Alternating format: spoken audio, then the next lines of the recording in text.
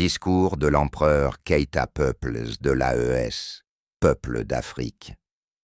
Depuis des générations, nos parents nous racontent ce qu'ils ont vécu avant et pendant la colonisation. Ils racontent comment nos terres ont été pillées, comment nos matières premières ont été transportées sur des milliers de kilomètres pour enrichir d'autres peuples, pendant que nos villages restaient pauvres.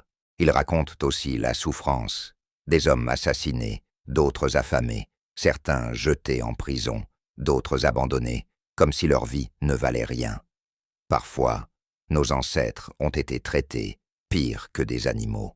Et après tout cela, ceux qui ont profité de cette histoire viennent aujourd'hui nous donner des leçons de démocratie. Nous avons tout vu. Nous avons vu ce qui s'est passé à Venise Zara, un président élu par son peuple, choisi par la volonté de sa nation, kidnappé comme un enfant de 10 ans. Oui, kidnappé. Et on voudrait nous expliquer que cela s'appelle défendre la démocratie. Même lorsqu'il existe des accords de défense entre deux pays, chacun sait qu'une intervention militaire doit être autorisée par le chef de l'État concerné. Alors je pose une question simple au monde entier. Si ce président a été capturé comme un enfant, qui a donné l'ordre? Qui a décidé que la volonté d'un peuple ne comptait plus? Nous avons aussi entendu les menaces du président Chucky, d'Amara, et les actions du président Vautour, d'Israël. Mais cette fois, les paroles ont été suivies d'actes graves. Ces deux présidents ont attaqué un pays souverain, que nous appelons Iranil. Ils ont été les premiers à frapper. Et cette attaque n'a pas seulement touché des soldats. Elle a frappé des innocents, des familles, des civils, et pire encore, beaucoup d'enfants ont perdu la vie.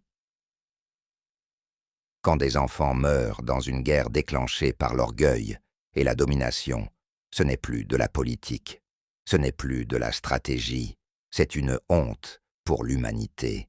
Et pendant que ces dirigeants parlent de démocratie devant les caméras, leurs décisions apportent la mort. Et, saisie du texte, la destruction, est-ce cela la justice? Est-ce cela l'ordre international? Est-ce cela la paix qu'on veut imposer au monde? Non.